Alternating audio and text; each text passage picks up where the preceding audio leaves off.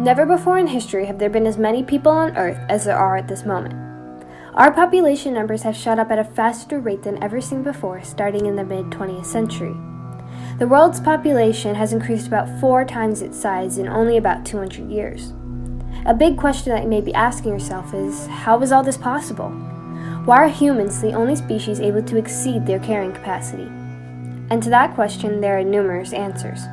For one, humans are the only species able to alter their environmental conditions to increase population size, whether this be through tearing down reservoirs to building apartments upward to offer housing for more people.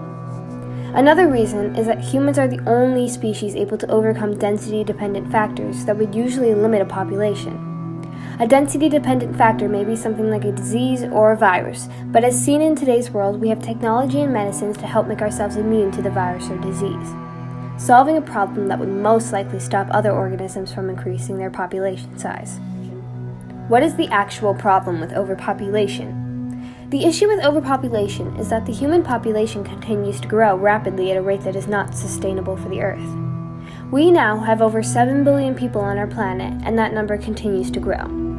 Some may not view it as an issue, but with more demands for resources like food, water, housing, and more, certain resources could become very limited very fast. And if we can't provide enough resources to everyone in the world, this can cause major issues for everyone, since there may start to be competition for materials. This problem can clearly be seen when we focus on data to prove it is really happening. When we look, overpopulation is one of the most pressing issues that results in many other environmental issues. But somehow it is easily left out of the conversation. Humans went from a population size of about 1.6 billion when entering the 20th century, and now we're at almost 8 billion. In recent studies, it was found that the max amount of people on Earth should actually be closer to 1.5 billion to 2 billion. We are at almost 4 times that size. And if that doesn't say something about how rapid the population growth is, then we need to start taking an even closer look. What truly causes overpopulation now? How did we go from 1.6 billion to 7 billion people in only 200 years? Well, one answer could be agriculture. With better farming and irrigation, we as humans are able to grow more food which can be transported around the world, helping to feed more and more people. Also, during times when farming was a common job everywhere, people needed a lot of hands to work on the farm and keep the crops healthy. Of course, this leads to people having more children because having more kids meant more people to maintain the farm. Today, the main cause, however, is seen in developing countries. In developing countries, where children are forced into labor at young ages, there is a higher fertility rate. Children are used for the labor force and to provide care for elders in developing countries, which is why there is a higher population. In places that are developed, we depend on industrial resources, like technology and machinery, which means less people are required to work in businesses or on farms. However, in many developing or third world countries that depend on agriculture and labor for an economy, more people have children for manual labor. To better understand this, let's see how this applies in today's world. In developing countries like Pakistan, the average fertility rate is about 3.5 births per woman, according to a 2018 study. While in developed countries like America, the average birth rate was about 1.7 births per woman. However, when you look at the infant mortality rate of both countries, you can see that out of 1,000 children born in Pakistan, about 55.7 deaths will occur. But in developed countries such as America, the infant mortality rate was about 5.8 deaths out of the 1,000 live births. This just comes to show that in developing countries where the infant mortality rate is high and everyone relies on manual labor, we will see a higher number of births each year, which leads to overpopulation in these countries. The effects of these events are impacting our Earth at a greater amount than some may realize. With overpopulation, we are seeing a loss of fresh water on Earth. As many know, about 75% of the Earth is covered in water, but only 2.5% is actually drinking water.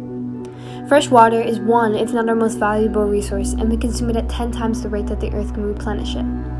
We don't just face the loss of fresh water, though. If the human population continues to grow at the rate it is now, we could see serious extinction in other organisms. Human growth is currently causing one of the largest mass extinctions since the extinction of the dinosaurs. Studies have shown that the extinction rate is up to 1,000 to 10,000 times faster than normal, which is directly related back to human impact. Some scientists predict that if humans continue to grow at this rate, in a couple of decades half of the life on Earth could be extinct as a result of humans taking land, resources, and many other things that animals and plants need to live as well.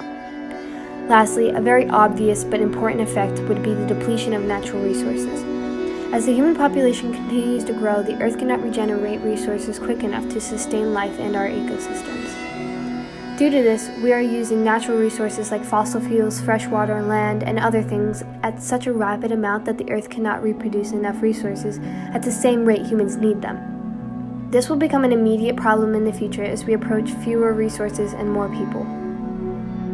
At this moment in time, there are not many international agreements in place preventing the number of children you can have, but many countries are attempting to educate people further about the issue and how to advance forward on Earth. However, there have been instances in the past where laws and regulations were put in place. For example, in the early 1980s, China put in a one-child policy law limiting the amount of children one could have. This meant that almost everyone who wanted a child could only have one because of the growing population, which was unhealthy for their nation. If a mother had more than one child, she would be fined a generous amount of money. Although the population size is still increasing due to natural population growth, the fertility rate began to curve, causing a more environmentally friendly amount of children being born. Eventually, in 2015, China loosened the law to about 2 children due to their economic status, but still to this day the government monitors the number of children families have. While many places have not taken the same initiative as China, many developed countries have put in place numerous programs and tools to educate more people about family planning and how it is important. Now, what can you do to help overpopulation? While humans cannot immediately stop overpopulation, there are many small steps we can take to live in a more sustainable world. By supporting and donating to programs that lower child mortality and/or help developing nations are so important. Many times, we as humans only pay attention to what is happening in our nation, but we truly have to work together to solve this issue. When we help poorer or developing nations, they can move closer to a more industrial-based civilization. As talked about before, this means less children are needed for labor, which means less children would be born. It may seem small, but anything to help developing countries move closer to being developed is a step closer to a healthier world. One other thing you can do is to simply educate yourself and others about the issue. Too often we forget that overpopulation is one of the biggest environmental issues that we have around the globe. By teaching more people about it, we as humans can focus on family planning or helping other countries to move forward.